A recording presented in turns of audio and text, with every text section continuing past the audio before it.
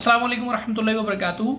Distributors को जो withholding tax की अपडेट हमने भेज रहे हैं, उससे रिलेटेड कुछ FAQs आए हैं, कुछ सवालात आए डिस्ट्रीब्यूटर्स के, उनके जवाबात के लिए ये वीडियो बनाई गई है। जो डिस्ट्रीब्यूटर नहीं है या विदहोल्डिंग टैक्स उस जो है का उनसे ताल्लुक नहीं है, तो वो वीडियो स्किप कर सकते हैं। सबसे पहला सवाल ये कर रहे हैं कि जी अगर किसी रिटेलर या होलसेलर ने हमें NTN सर्टिफिकेट दे दिया तो क्या वो फाइलर है?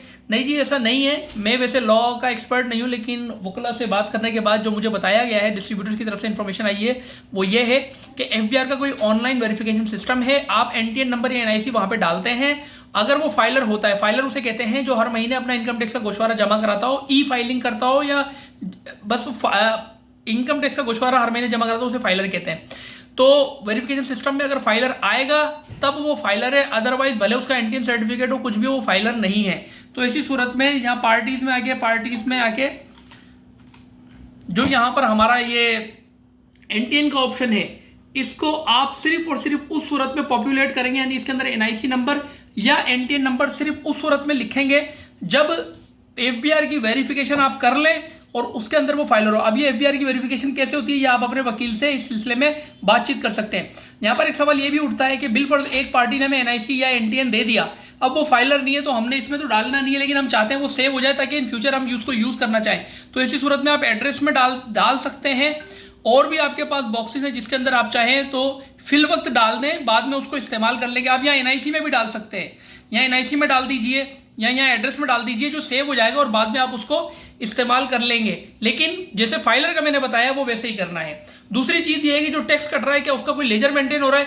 जी बिल्कुल, उसका लेजर मेंटेन हो रहा है। वो मैं आपको दिखा देता हूँ। रिपोर्ट्स में मैं आ गया, उसके बाद रिपोर्ट्स में आने के बाद मैं अकाउंट्स में आ गया, हेड्स में आ गया और अकाउंट लेजर में आ गया।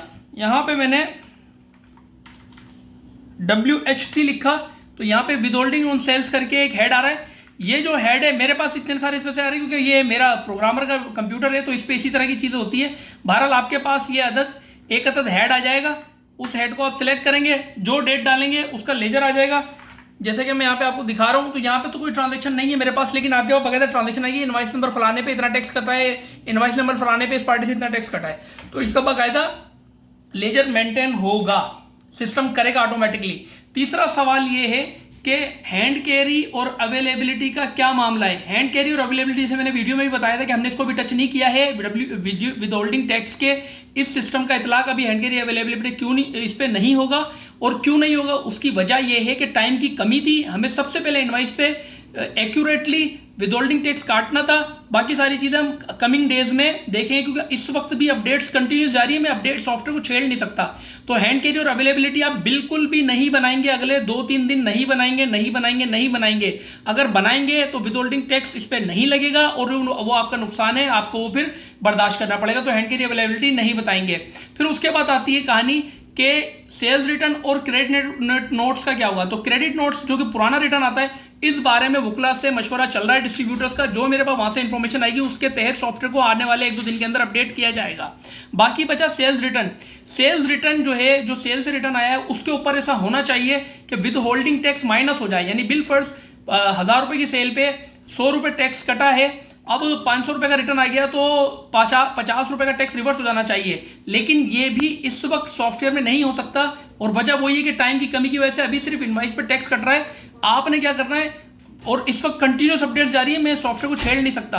तो सेल्स रिटर्न को भी मैं अपडेट करूंगा, सबसे पहले सेल्स रिटर्न को प्रायोरिटी पे अपडेट करूंगा। तो उसके लिए आप अभी सेल्स रिटर्न डालने से इज्तिनाब करेंगे, क्योंकि अगर आप डाल देंगे तो विदहोल्डिंग टैक्स का उस पर कोई इफेक्ट नहीं आएगा और आपका सिस्टम आउट हो जाएगा। तो रिटर्न का ये। फिर आखिरी चीज है कि ये जो विदहोल्डिंग टैक्स कट रहा है, जो रिपोर्ट में मैं गया, जो विदहोल्डिंग टैक्स कट रहा है, इसका क्या है। तो इसके लिए गुजारिश ये है कि इसकी रिपोर्ट्स का क्या है।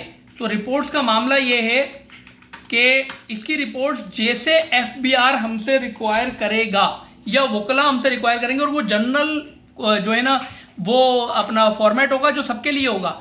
तो वो जैसे ही आएगा, अभी तक कोई फॉर्मेट नहीं आया है, तो जैसे ही जब आपको ये पैसे जमा कराने होंगे 15 दिन में एक दफ़ा, तो उससे पहले फॉर्मेट आ जाएगा, इसकी बाकायदा रिपोर्ट बनेगी, वो रिपोर्ट भी आपको अपडेट में भेजी जाएगी। तो अभी तक जो सवाल हमसे पूछे थे उन सबके हमने जवाब दे दिए। कोई बात समझ में ना आए तो आप इस सिलसिले में हमें ऑडियोज़ व्हाट्सएप पे भेज सकते हैं, राशिद भाई को भेज सकते हैं, मुझे भेज सकते हैं। हमारी पूरी कोशिश है कि इस इमरजेंसी जैसी सूरत हाल के अंदर आपकी जो भी क्यूरीज हैं, हालांकि हमारा डोमेन नहीं है लीगल एडवाइस वाला मैटर, लेकिन हम फिर भी लोगों के थ्रू वकीलों से भी बात करके आपको जवाब दे रहे हैं। अस्सलाम वालेकुम रहमतुल्लाह।